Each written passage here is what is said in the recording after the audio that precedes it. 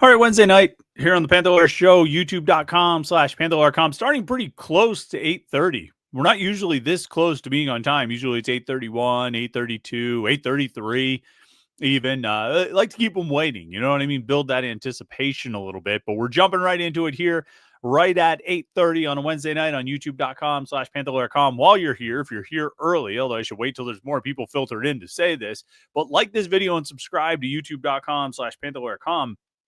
We would very much appreciate it. And that way you can, just support us and get those numbers up, because we always like the numbers. It's all about the numbers, the likes and the follows and all those different things. So subscribe to youtube.com/Panther-Lair.com. That way you don't miss any of our Pitt video content. We get all kinds of stuff. We get our daily morning Pitt videos Monday through Friday, every day of the week. We give you a little bit of Pitt sports talk to get started, to get your day started. And obviously we're talking a lot of transfer portal stuff this week. Big portal episode this morning, talking about the Diaz-Graham twins and Amsal Delilich leaving. I managed to keep myself composed while talking about Amsal Delilich going into the transfer portal, despite my great disappointment at him never really coming into his own at Pitt for a variety of reasons. Not the least of which his limited playing time, which had its own sources and causes, and we can talk about all that in a moment. Talking more about the portal on tomorrow's morning Pitt, just talking about some general topics, maybe why the Diaz-Graham twins decided to go into the transfer portal, what Pitt loses without them, and what they kind of what else Pitt needs and what they're losing overall from the roster, what they need to add from the transfer portal. I mean, as it stands right now at 8:32 p.m. on March 26th, and things can always let's see. Sorry, I was just reading a comment that came in, and I'm going to cook you when I get to that comment, Travis. When we get to your comment, I'm going to because I've got an ace. I've got a trump card now of getting it right on hyping up players, and so I win. What the heck was I talking about? Oh, what Pitt lost with the transfer portal? As we sit here, this is what I was saying. As we sit here at 8, now it's 8:33 p.m. on March 26th. They've got 5 scholarship players still on the roster. With Jalen, can I name them off the top of my head? Probably. Jalen Lowe, Brandon Cummings, Amni Najai, Papa Amadou Kanti, and Cam Corrin. And so right now, I mean, they have a lot of spots to fill. They have a lot of players they can bring in. They have lots of needs. Right. From rebounding and shooting, certainly among those. And we'll talk about how they can address that and what they can do here tonight on the live Panther-Lair Show. We'll bring Jim in shortly and get his take. He was in the South Side today for Pro Day. Seems like some pretty interesting numbers coming out of that. Brandon George testing well, which I kind of expected. I think he's always been a bit of a workout warrior and a pretty decent football player as well. But he definitely tests well enough to get eyeballs on him from the pro scouts. Donovan McMillan having seemingly a pretty good day. Could be a couple options here that you hear, for Pitt in the NFL draft. So we'll talk to Jim about that in a minute. We'll get the latest from spring camp. We'll talk about the transfer portal. Lots of stuff to talk about. So make sure you jump over into the comments on the right side of the screen. Post your comment or your question. We'll respond to as many comments as we can and answer as many questions as we can over the course of this hour. I think we have a lot of things to talk about. Let's bring one James Hammett into our studio here. Jim, you got a different vibe going on. I don't know if the lighting's all the greatest here. No, I like it. Hold on, I forgot I have to plug into my computer to hear you appropriately. There, now I can hear you much better. Can you hear me okay, Jim? I can. I just feel very dark in here. No, it's okay. I like the mood. It's interesting shadows, and I'm trying to make it work better than yours. Usually your lighting's much better than mine. So I take it you are not back in Johnstown. No, I'm in my sister's house, so there might be like a kid that runs in here. Like anything could happen. So excellent. My kids are well versed with like what I do. They understand. They're like, "Oh, Dad, are you taping your live show tonight? Oh, Dad, are you on the?" And they've been in the room often enough when I've taped the morning Pit. They're like, "Oh, Dad, are you doing the morning Pit today?" Or "Dad, why'd you say this?" Or "Why'd you say that?" Like I'm like, guys, you really don't need to listen to this. It's probably pretty boring for you, but they get interested every now and then. So Dad, really? Like, this is really happening, or that's really so they're kind of part of it, but they also know they have to stay silent. So if they're over there playing on their video games, they have to keep the volume down on it. So it's fun little family activity we have going on here. I want to ask you about Pro Day, Jim, but I mean, I think, we got to start with the basketball transfer portal. Yeah. We don't want to bury the lead. When, initial reactions to yesterday's news with Amsal Delilich and the Diaz-Graham twins, surprised at all? Like, what would you, 1 to 10, least surprised to most surprised for each of those three guys? How would you put it? I don't know. Like at the end of the season, like I looked at the roster and I said, all of these guys would have at least justification on leaving. Like everyone would have at least some sort of reason, like, oh, they didn't use me right, I didn't play at all, I didn't play enough. Like I think you could look at that whole roster, and especially after a 17-15 record, that like anything could have happened. So I don't know. I kind of thought like the Diaz-Graham twins would stick around. Like of anyone, on that roster, I'd like, you know what?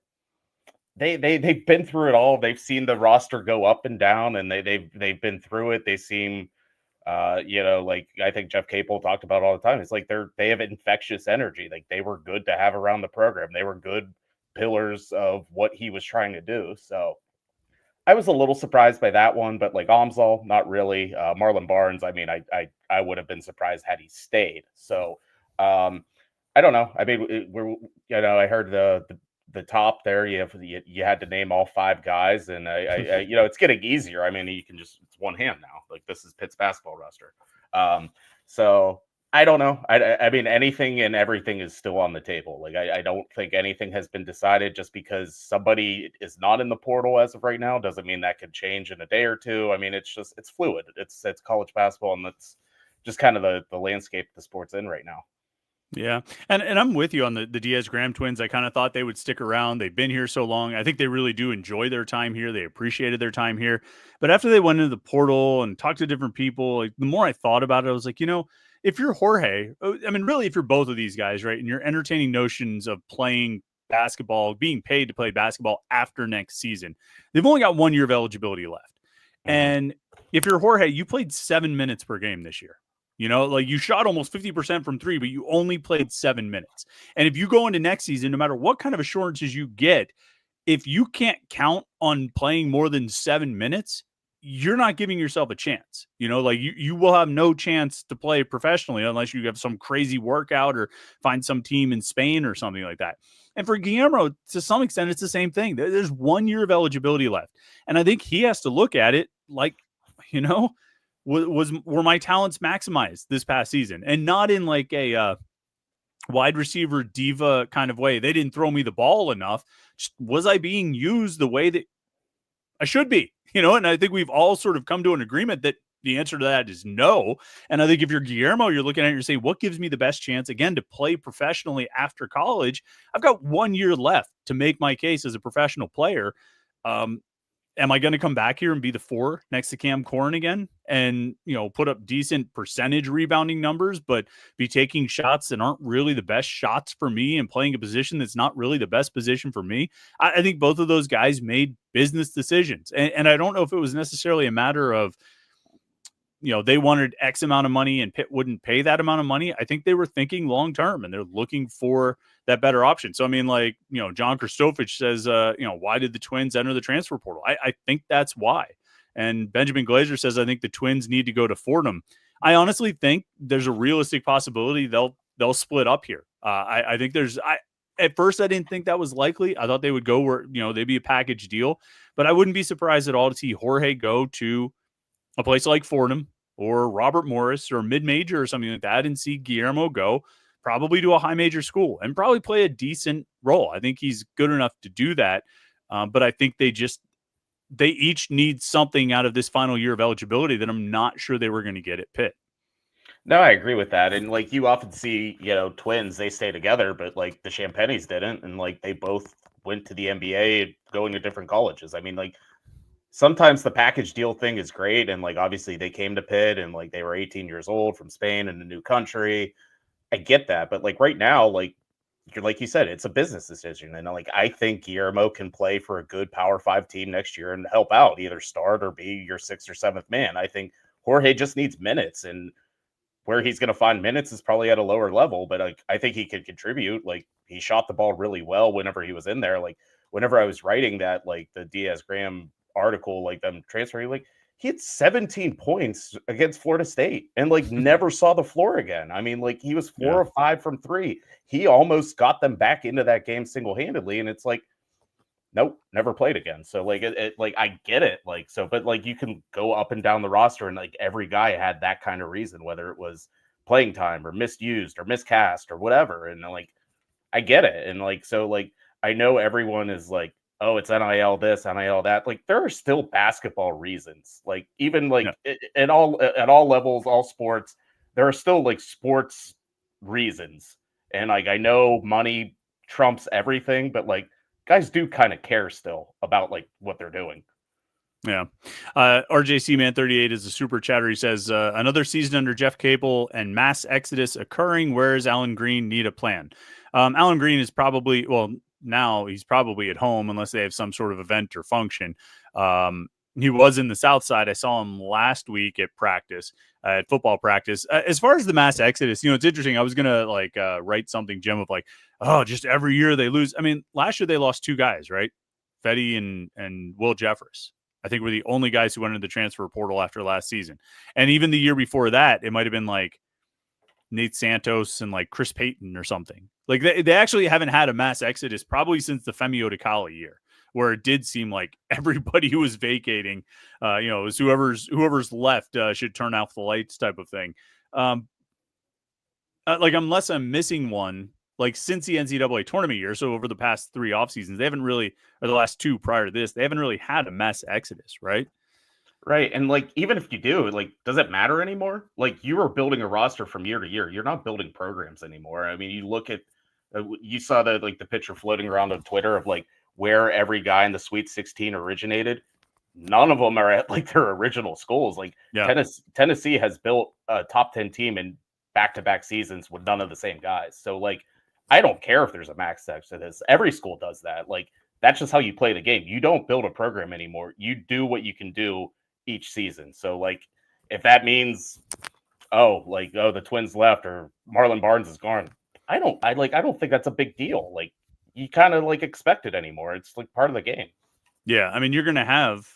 It's highly unlikely that you won't have at least 2 starters, probably 3 and possibly 4 every year that are transfers, either returning transfers or brand new transfer. There were teams on that graphic you're talking about where they had the originating schools of all 5 starters for the Sweet 16 teams. There were teams I was like drawing a blank. I'm like, wait, is that like Michigan? I didn't And Michigan had nobody from their team. I mean, there was none. I mean, there were a few that like, oh, Purdue, it's all 5 guys, or Michigan State, it's 4 out of 5, or I think Duke had like 4 out of 5 or something because they're all freshmen. But there were a bunch of schools. There were a handful of schools in there. I was like, okay, I'm pretty sure that's Texas Tech or somebody like that, but like really not sure because I have no idea where you don't know where these guys are from. So I mean, it's just what happens. And I mean, I think it's more so in basketball than football because you have smaller numbers, you rely on fewer guys, but like it's turnover. Football, you're turning over at least a third, at least a quarter, if not a third of your roster every year. Basketball, you're probably turning over, half of your roster, if not more, every year.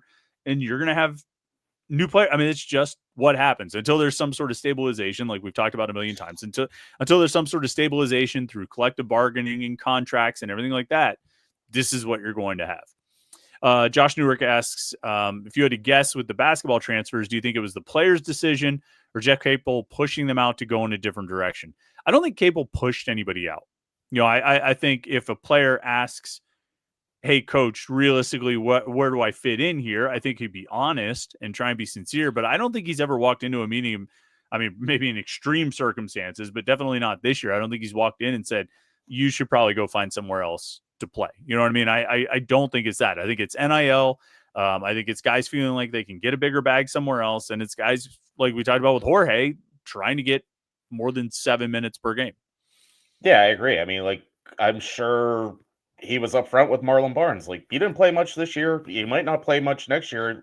You're welcome to hang around and like be a part of the team and try to get better and earn minutes. But like, this is where you are. I mean, like every team, every sport, you have that end of year meeting, and like the player sits down with the head coach and Like it happens. Pat Narduzzi does it with his team, and Jeff Capel does it with his team, and there's just an honest conversation about where you stand and where where the roster is going to be and where you fit into it. So I don't think anyone ever has gotten pushed out from in these situations, at least from Capel's point of view.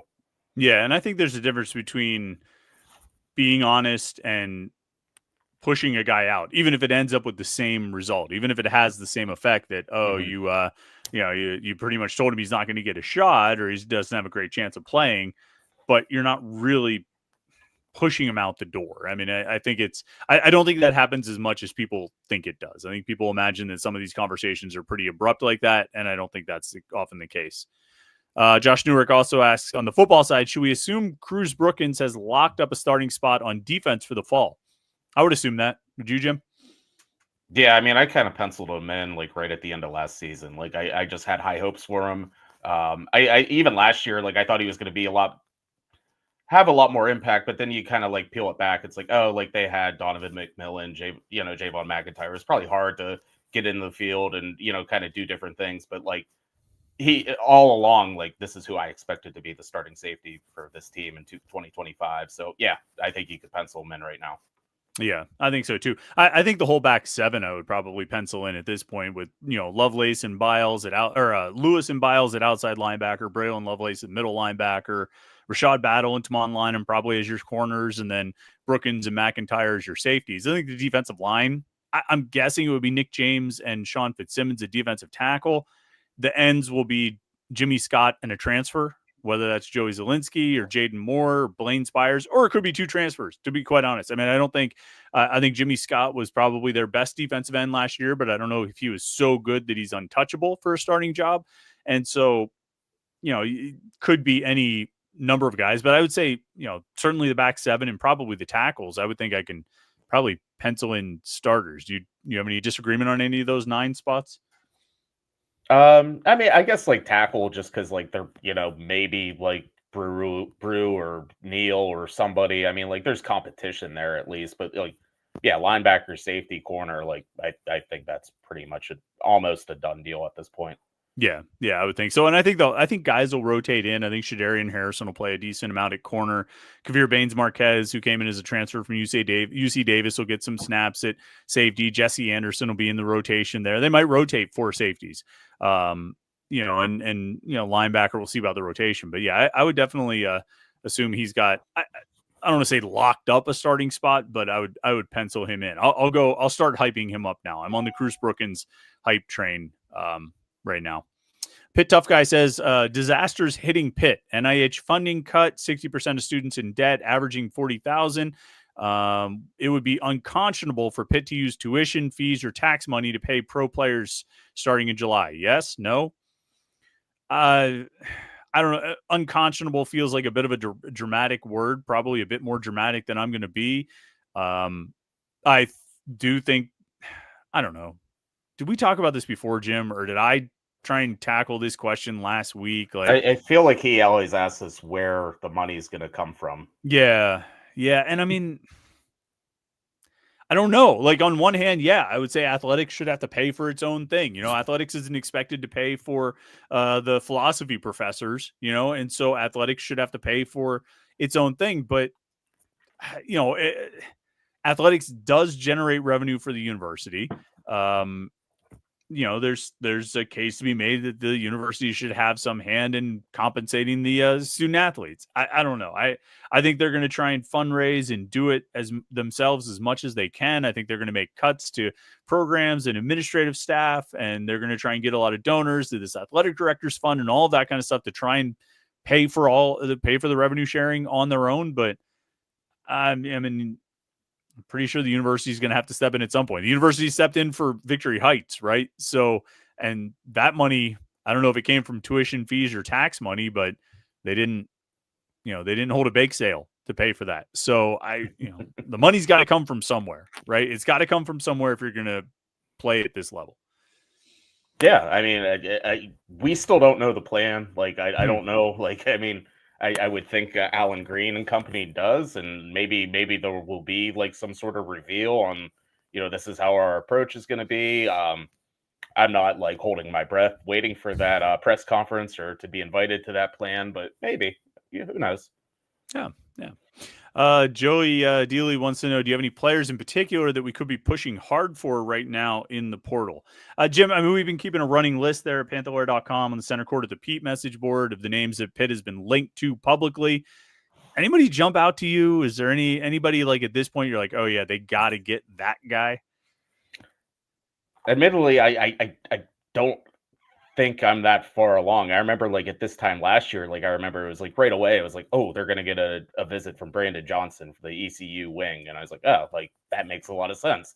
They need a Blake Hinson replacement. He might be it. So I don't know, because at this point it's like they need a whole roster. So I can't like last year you could kind of like hone in on like a few spots. It's like, yeah, they need this power forward, they need this center, but they have these great guards. They have, Ish and Low coming back. So you kind of like had a nucleus. Like I don't know what the nucleus is right now, because I don't know what the exact end part of this transfer portal is going to be. Like I don't know if the couple more guys are going to join the guys that have already left. So I'd say they need everything. I mean, I just don't have a specific name, and admittedly, I was kind of in football mode today.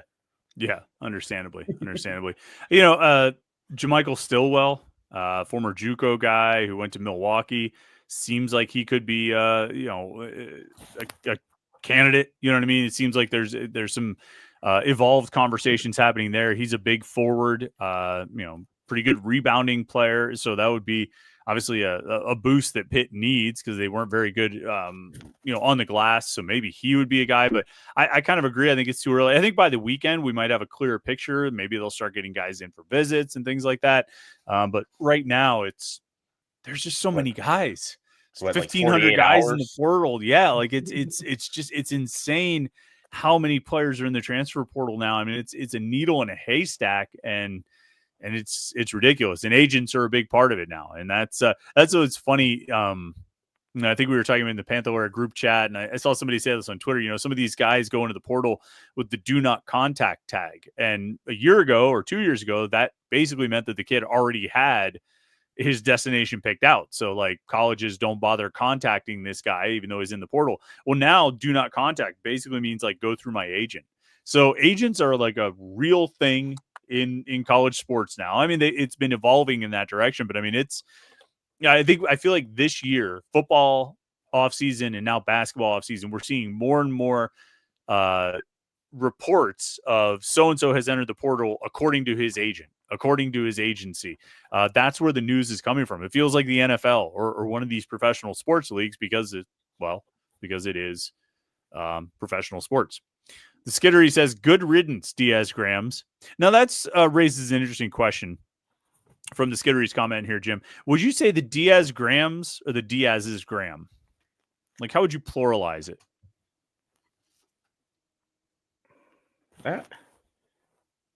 I don't know, because like, it was interesting whenever I was like doing the article, like the new 247, like you find tags. They don't call them the Diaz Grams. It was just Jorge Diaz. So I was like very confused whenever I was like trying to like tag him in his article. Jorge Diaz Graham does not. He is not part of the 247 network. It's just Jorge Diaz. Yeah, that's poor database management on our part. We'll get through it. But I mean, is it like, attorneys general? You know what I mean? Like that's the plural of attorney general is attorneys general. Is it Diaz's Graham? I mean, I wouldn't think so, but I always just say the Diaz Graham twins. I don't say the Diaz Grahams or the Diaz's Graham. But to the Skittery's point, good riddance. I disagree. I think they were fun as hell to watch. I think they were good basketball players. I think they could shoot well. They got pushed around a little bit, but they got knocked down, but they always got back up again, Jim. They always did. You couldn't keep them down, is what I would say about the Diaz Graham twins. They were feisty. They were energetic. They had good energy, and they were the last connection to that NCAA tournament team, right? I mean, like that was it. Like there was nobody else left from that team. There's nobody else that's got a connection to that team unless there's a walk-on or something like that. And so whatever was created that year, whatever was established that year in terms of energy or vibes or culture or locker room, there's nobody else who's left who experienced that. And I think they had a big part to do with carrying that over from that year to the next year up until this season. I'm not saying it can't continue from here, but I don't think that's unimportant, you know? No, and I think a lot of Pitt fans and just the people that watch them, like, they kind of picked up like the wrong parts of their game and like would get fixated on them. It's like, they're weak and they get knocked down a lot. But like I think it was the West Virginia game this year. Like second play of the game, or Guillermo got punched in the face. Yeah. And I think Jeff Capel said like you can be like everyone thinks a tough guy is this 6'6", 250 guy. He's like, you can be tough in any shape and size. He's like, Guillermo's a tough guy. Like he came back in and he had a hell of a game, if I recall. Yeah. So like, I don't know. Like I thought he was a good player. I thought he should have been the center. If he was the starting center this year, I think they would have won more games. So that's just me. I thought he was just kind of miscast this year, but I mean, he's going to play somewhere next year, somewhere pretty good and be an effective player. I think so too. Luke Olszewski says Jalen Lowe is going to stay. Jeff Capel gives him all the freedom in the world. I don't know if all the freedom in the world is what's important. You know, I think it's like I think it's going to be about money. I think like Pitt is going to have to match what he's getting offered by other schools, or at least come close enough to have a negligible difference. I mean, I don't think it's about freedom and style of play. I think it's about, can they pay him? What would you put the odds at right now, Jim? Just guessing, understanding like we're not going to hold you to this the way people hold me to the Bengali Kamara and Amsal Delilich predictions, which we're going to bring up here in a second. But we won't hold you to this. But what's your gut feeling on Lowe at this point? I'd say 75 leaving, 25 staying. Really? Yeah. Wow. You talk about a mass exodus. There wouldn't be much left. There wouldn't be much left. Travis Spagnolo says, Chris, to be honest, I think it's time to give the bold prediction for players bullet point on the job description to Jim. I really think you've lost a step. I'm worried about you. All right. So he's obviously poking fun at the fact that Amsal Delilich didn't become the ACC Player of the Year. When I projected him to be the ACC Player of the Year, I did not know he was going to miss like a month and a half of practice time plus game time with an injury. That was significant, important developmental time. If he plays, if he continues practicing and he's in shape and he's part of it, he goes out, he gets regular minutes. Those minutes increase. By the time we get to New Year's Day, he's playing starter minutes, whether he's in the starting lineup or not, and he's probably no worse than a second-team all-conference player. But he got hurt, slowed down his development. He wasn't ready to play. Now, here's the thing, Travis. It's so funny about how I hyped up Bengali Kamara and I hyped up Amsal Delilich, but you know what? You can't see it, but I've got a couple fingers up for you right here, Travis, because Kyle Lewis, man, I got that one right. And so everybody has to shut up and get off my back for a little while because I got it right with Kyle Lewis. I hyped him up, and the dude was an All-American. Like, that wasn't just like he had a good season. Like, he was an All-American. I bought myself at least 2 more years of overhyping players by Kyle Lewis being an All-American. So, Jim, you can hype players if you want, but this is still like my thing. I don't even know. Maybe who should I do this year? Should it be Cruz Brookins? Should I go like over the top? Should I predict Cruz Brookins is going to be involved with like 10 turnovers this year or something like that? Something absurd. I don't know where you like draw on like the Bengali Kamara thing. Like you got to find that like inner piece and where you're just like you really just like this player and you really just want to talk about him a lot. I don't know where it comes from. Like I don't know where you get that. What? Because he was going to be awesome. The dude looked like an NFL player. The Pitt coaches were convinced that he was going to play like an NFL player. He should have been awesome that year. And you know what? Now that I think about it, I didn't just get it right on Kyle Lewis. I hyped up Rasheem Biles. I called the pick 6 against Syracuse before the game even happened. And it happened at like the first play. So I have a lot of political capital right now when it comes to overhyping players because Lewis and Biles hit on such a high level. Those guys put up the stat lines that I thought Bengali Kamara was going to put up.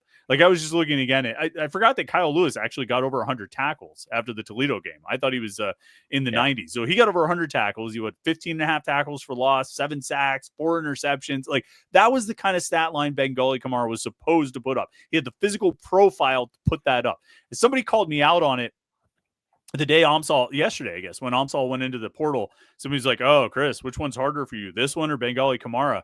And our buddy Carlo Carlos Zofko, who was in the Pitt on the Pitt football staff at the time when Bengali Kamara should have been awesome, he replied to the tweet and was like, to be fair, everybody in this building thought he was going to be awesome that year. So it wasn't just me. Like, we all got that wrong. But even though Amsal didn't become the ACC player of the year, he's going to go be a really good player somewhere else. And I'm going to start hyping up football players for this coming season because I got Lewis and Biles right. So I don't know. Who should I go with this year? Should it be Brookins? Braylon Lovelace? Well, One of these DNs, maybe? Well, Travis wants me to do it. So now, like, I'm going to, like, by next Wednesday, I'm going to have, like, just one Pitt football. Because I haven't seen the team yet. Like, tomorrow's my first day going to practice. So, like, I'm just, like, someone's just going to speak to me. And you know what? That's the guy. Next Wednesday, you're going to hear all about him. I wonder if it has to be a defensive guy. Because that's where I've gone mostly. Although I really hyped up Michael Smith, the wide receiver. But that was when he was a recruit. I mean, we overhype recruits all the time. Like Kamara, he was on campus. You know what I mean? Like, he was part of it. And that one went wrong. Jimmy, we're at Pro Day today. We're going to get back to the comments and questions in a second. But I do want to ask you about Pro Day. Obviously, some numbers jumped out. Like, Brandon George tested like crazy, which I think you would expect. What was his 40? Was he like 4.6 or something like that? Yeah, the 4.6 range. And yeah, like the thing with the 40-yard dash is like some things like they announce like, oh, like Brandon George got a 42-inch vertical. And the 40-yard dash, like every scout just kind of has like a little stopwatch. Their own. Right. And they kind of whisper to each other. So like it's me and good friend Jerry DePaula. We're standing behind, I don't know if it was like a commander scout or something, and we're just like peering over. So that is how I got all the 40-yard dash times posted on Panther-Lair.com, just looking over someone's shoulder. So Gotcha. So I mean, either way, I mean that's a pretty solid time for him. You know, what was it? Do you remember what his how big he was? 246. 246. So I mean, 4.6 at 246 that's pretty good. That's booking. You throw it. He had a big vertical.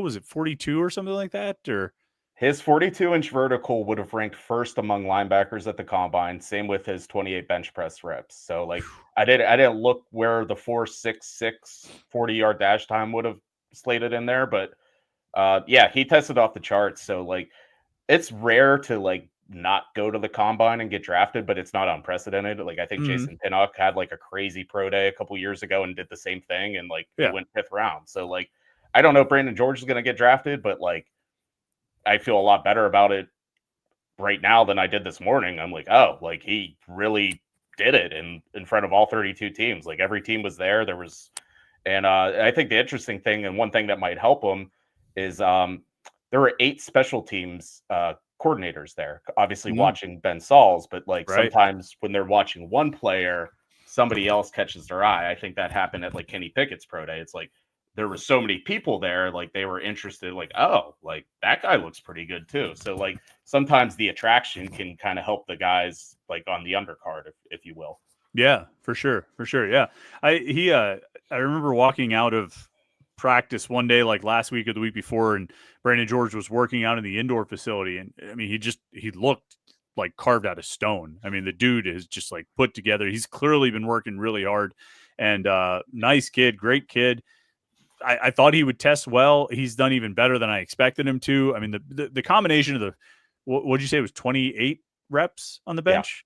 28 reps plus a 42-inch vertical. Like, I can't imagine there have been too many guys who have had that kind of combo. And then you throw in the 4.6 40. But even just like the vertical and the reps on the bench, I mean, we can see those and count those. You know what I mean? So whether it was a 4.58 or a 4.67 or whatever his 40 time ended up being, just the explosiveness of the reps. You didn't catch a broad jump for him, did you?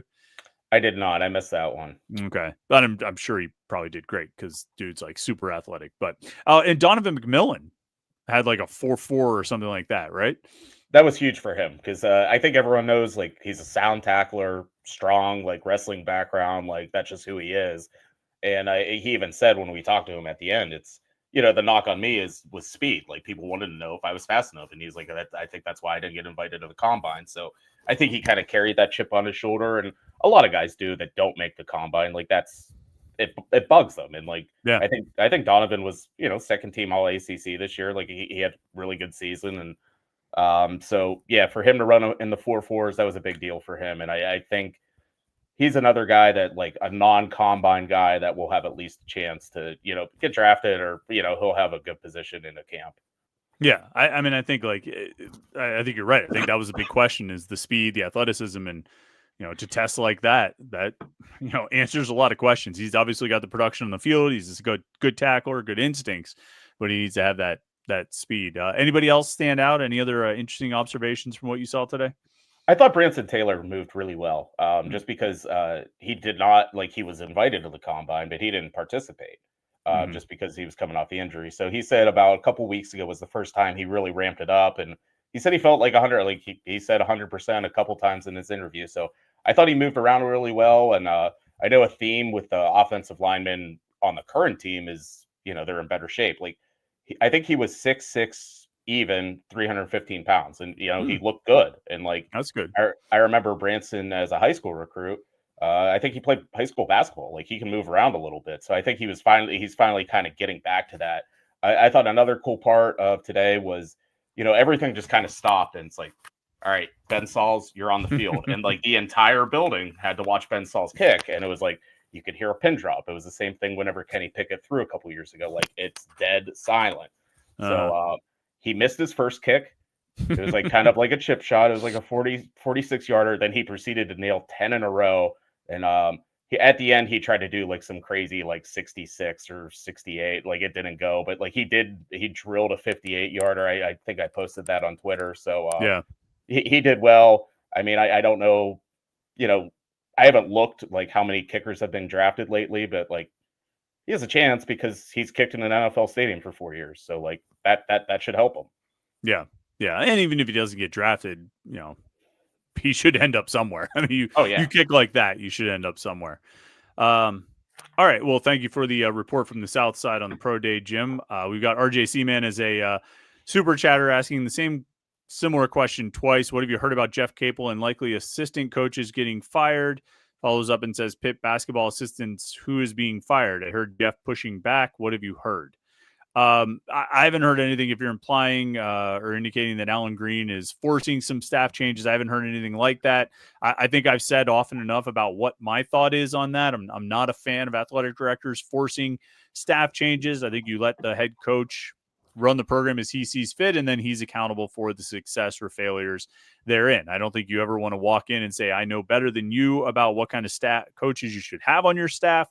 And if you do that and you force some changes and things fail, then the coach can be like, well, it's because the AD forced me to make this change. We would have done better if I didn't have to make that change. So I don't really like that. I think some athletic directors might be inclined to do that. What's his name? Dan Snyder, people like that. The owner of the old Washington Redskins would probably do something like that. Al Davis. I think it's a bit of a control freak move. I think it's an overstep power wise. And I think it's just circumventing what should be the hierarchy and structure, not just of like leadership structure, but accountability structure. Let the head coach, you let them make the decision. You hired them to run the program, let them run the program. If the program fails, it's on them. But I feel like we've said this a lot of times, Jim. Yeah, I mean, I think he's just like asking, like, specifically, like, are there going to be staff changes made? And like, I was having a conversation with someone last night, and I'm like, does it matter in year 8? Like, if this was going to happen, shouldn't it have happened 4 years ago? Like, if he was ever going to change his staff. So I mean, I think at this point it is what it is. Like, if Pitt's going to be successful next year, they need a good roster. They need NIL. I mean, Jeff Capel's the head coach. Everything's going to eventually land on him. So I don't know if it really matters all that much who's sitting next to him, because this is like, I don't know. I don't want to say like he's getting towards the end of his tenure, but like at a certain point, like, this is just what it is. Like, it's either he's going to win next year and dig out of this hole, or it's only going to get worse. But like, I don't know if an assistant coach is going to change much in either direction. Yeah. Yes. Particularly, I don't know. What do you think has a bigger impact? Changing a coordinator in football or changing like a top assistant coach in basketball?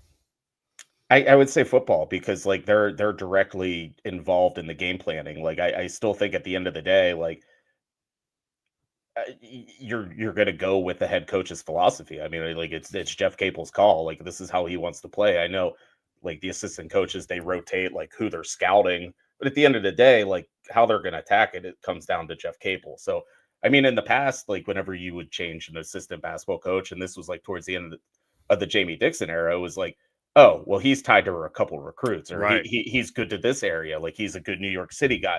Does that matter anymore? Yeah. Like the only thing that matters in recruiting anymore is NIL. So like who the assistant coach is to me doesn't make a big deal. I mean, I guess optically, I think people whenever there's a bad season, they want to see, heads fly and people lose their jobs and like Yeah. accountability change something. I don't know if that really is going to make a difference in whatever happens to the Pitt basketball team next year. I really don't. Yeah, I agree. I think there's a desire for a pound of flesh, and that doesn't necessarily translate to changing your fortunes. Travis Spagnolo says people go hard on Jeff Capel, rightfully so, but these guys are now paid, and we need to acknowledge that they aren't nearly good enough, any of them. Not a single guy should be immune to criticism, not one. I agree. I think there's a lot of criticism to go around for this team. I disagree that they're not good enough. I mean, like, look, so you have an 18-game sample size and a 14-game sample. And the 14 games included 6 against mid and low major competition. So you take that into consideration. But I think the reality is through those first 14 games, they were pretty good. They not without their faults and flaws. Obviously they got bludgeoned by Mississippi State and quite frankly didn't play all that well against Virginia Tech. But they were still pretty good. That win at Ohio State was a quality win. No matter what happened to Ohio State, it was a quality win. The win against West Virginia was a good win. They were in a good place coming out of those first 14 games. Something changed, and I don't think it was just overnight. I think it happened gradually because, you lose to Duke, it happens. And even, to me, and I think we probably have talked about this, the turning point was the Virginia game. I think that was where things fully fell apart and sort of felt like they were past the point of being saved. But the team that lost that game was not the same team that beat Ohio State or competed with Wisconsin or beat LSU or beat Virginia Tech or Cal or Stanford or West Virginia. It wasn't the same team. They weren't playing the same way. Something was different about how they were playing, and whether it was Damian Dunn's injury or whatever it was, they weren't the same. So I do think they could have been good enough. They didn't end up playing well enough, but they could have been good enough. But something changed in there, and I don't know what it is. Do you have any thoughts? I don't, but like at the same time, like I agree that to a point that they were at least good enough to win a few more games than they did. Like that's like they were not. This was not a 17 and 15 roster, in my opinion. Like maybe I overrated them a little bit, but like I still think there was a level of underachievement there, whether that's from the coaches, players, combination, everything all above. But like I still think they should have won at least 20 games. Like they missed 3 or 4 wins somewhere along the line, and especially in a bad league, especially in a conference that really wasn't good, and even in the NCAA tournament was proven not to be good. So like I don't know what it was. Like a lot of those guys that struggled this year had success the year before. I don't, obviously something changed, the dynamic changed. Obviously losing, Bob and Blake affected things, but there was still enough there to win more than 17 games, in my opinion. Yeah. I mean, Virginia, NC State, Notre Dame, at a minimum, you know what I mean? Those 3 games should have been wins. They have Clemson in overtime. Probably should have won that game, like it. And not to mention Notre Dame the second time, like that's easily over 20 wins right there, and without doing anything crazy, without upsetting Duke or beating Louisville on the road or anything crazy like that. They lost to Wake by 2, they lost to Carolina by 1. I mean, like there were all these games where they were close, but they just couldn't quite get over the top. And I don't necessarily think it's because they weren't good enough. I think there's a lot of reasons, but I think they were good enough to be better than they were. I agree about that. The Skittery says, do you think we should just drop a bag on some really good player rebounders like Jamichael Stillwell or Noah Williamson, the kid from Bucknell, or should we just get depth picking up like average guys? I mean, the answer is yes. You need to go out and get 1 or 2 really talented guys, and then you need to fill in the depth guy. Like You got five. You have five players, and Jim's given Jalen Lowe a 75% chance of leaving. So you've got 4.25 players right now slated to return to this roster. You need all of it. You need depth. You need stars. And like you mentioned, Stillwell and Williamson, those guys are forwards. You need guards on this team. You need shooting on this team. Like their tops, they had 7 guys this season who made 23s or more. 5 of those 7 are already gone. The only ones who are not are Lowe and Brandon Cummings. So, I mean, you're losing almost all of your 3-point shooting. You need to fill that in. So they need a lot out of the portal. They need guards. They need shooting. They need somebody to play in the post. Or to be a 4, whatever you want that to look like, whether you want a 4 who stands in the lane or a 4 who steps out and shoots threes, they need all of it. So they do need to drop a bag on 1 or 2 really good players, and they need to fill in the depth. Yeah, they need everything. Like there's not one position where like they can feel confident going into next year. I mean, even if the 5 guys were to come back, like you still need guards, you still need shooting, you still need size, rebounding. I mean, it's at this point you're building an entire roster one way or another. So yeah, they need it just is what it is. RJC Man says, clearly Jeff Capel's job uncertainty will impact recruiting in the transfer portal.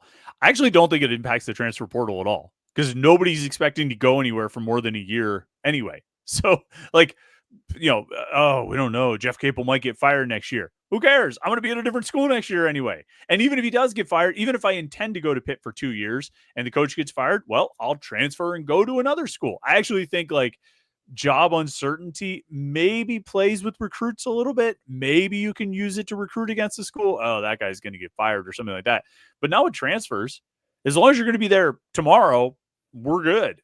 Like I don't think it matters nearly as much as it did 10 years ago with high school kids. Yeah, I mean, I think like job security in football might mean a little bit more, but like basketball, it's like, can I get 25 minutes, 30 minutes a game? Do I have my NIL deal? I'm going to play in the ACC next year. I really don't care who the coach is. Like that's kind of what I'm looking for. Yeah, that that comment spawned an extended conversation in the chat, and actually Adam Vinchik, this comment right here about from RJC Man about the uncertainty impacting the recruiting in the transfer portal, and Adam Vinchik is replying to him with basically what we said. This happened like a half hour ago. This was in the chat. So Adam, we agree with you because Adam's saying that kids aren't really going to care.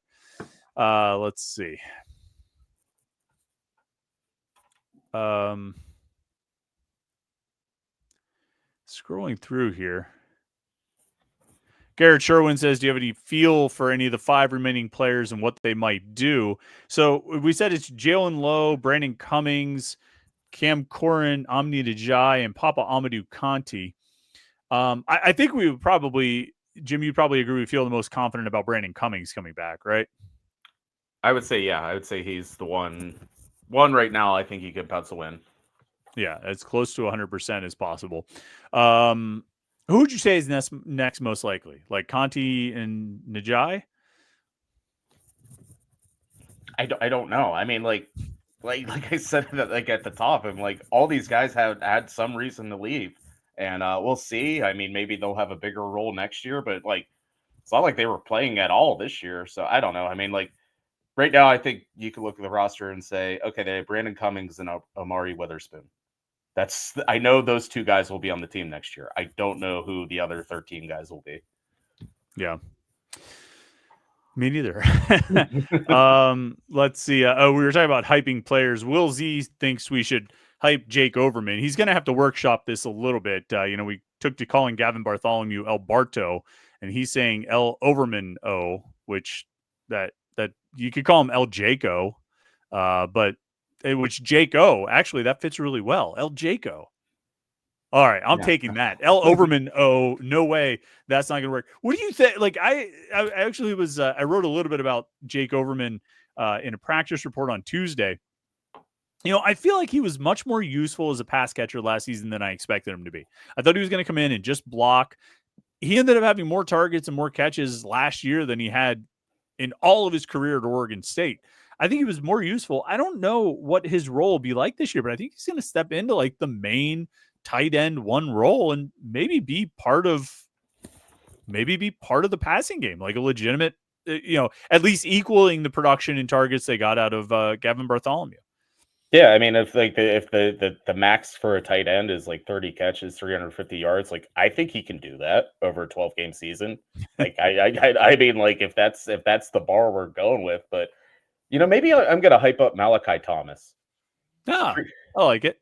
because like last year, like he somehow landed on a preseason like freshman All-American list, and we deduce it came like from like a Stephen Thompson article for some reason.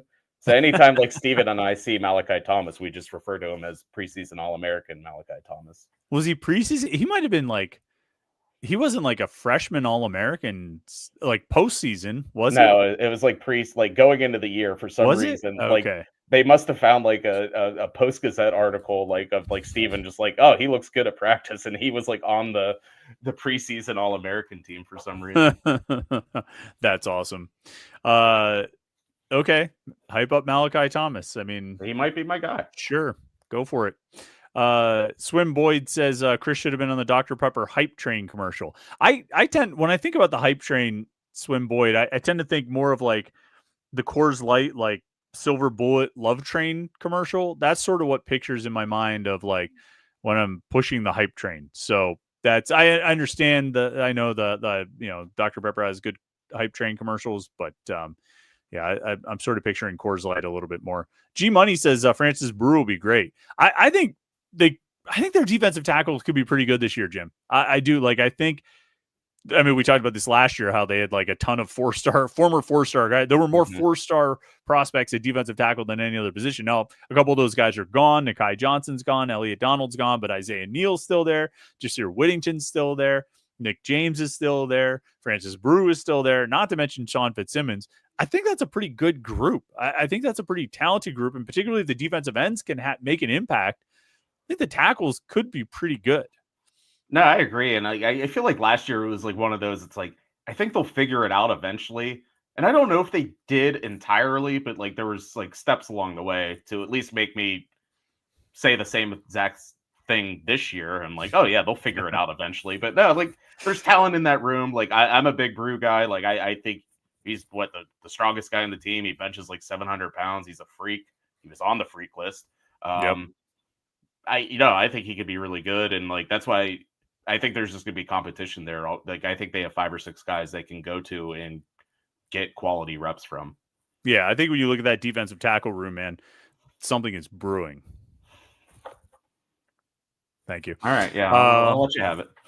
The Skittery doesn't like when I was yapping about predictions, but you have to understand, if you get as many predictions wrong as I do, and you willingly own up to them, you got to really lean into it when you get them right.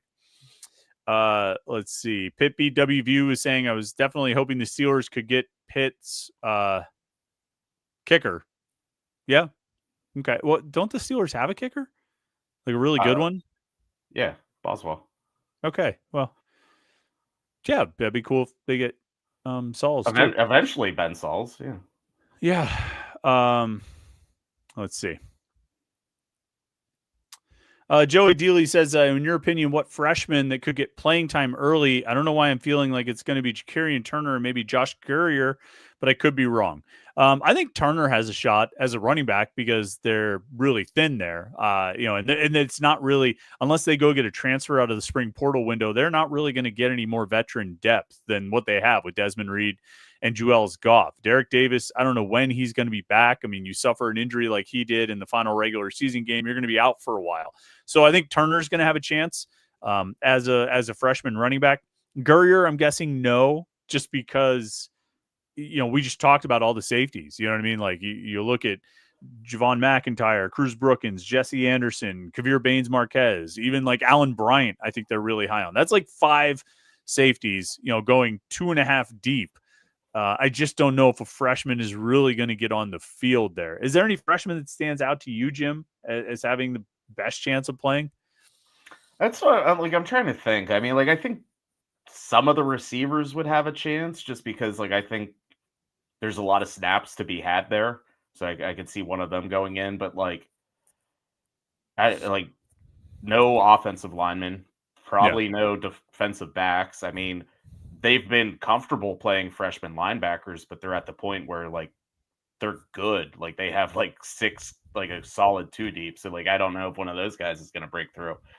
Maybe what like a wild card like Denham Cook at defensive end. Like that dude's put together. Like and like they're looking for pass rushing. They're they're still trying to figure it out. Like maybe he finds his way and gets some reps, but I don't know. I mean like there's not like an obvious candidate where it's like, oh, like they need a freshman to help here.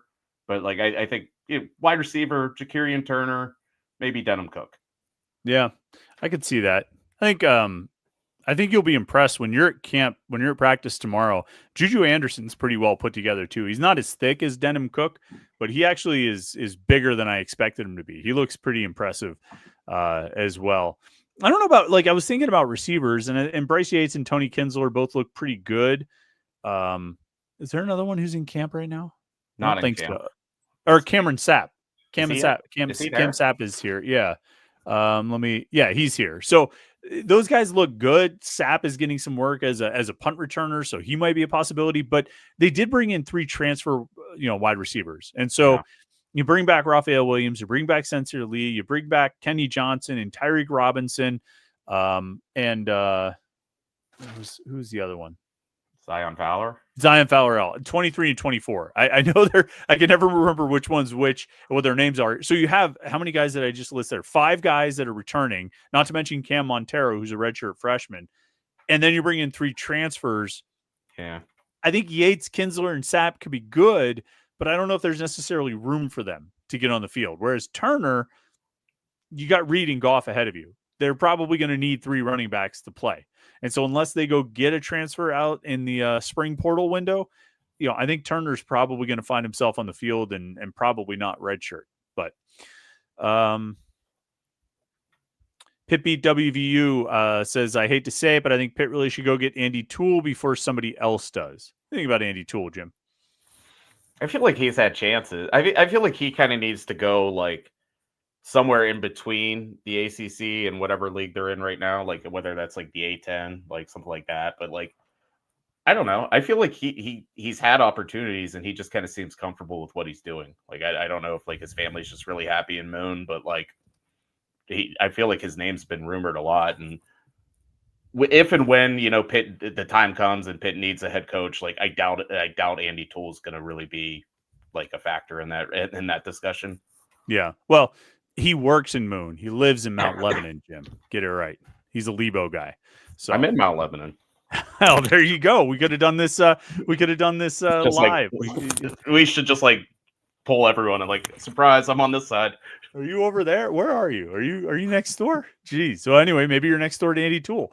Yeah, I don't know. I feel like there should have been opportunities for him to go at some point in the past.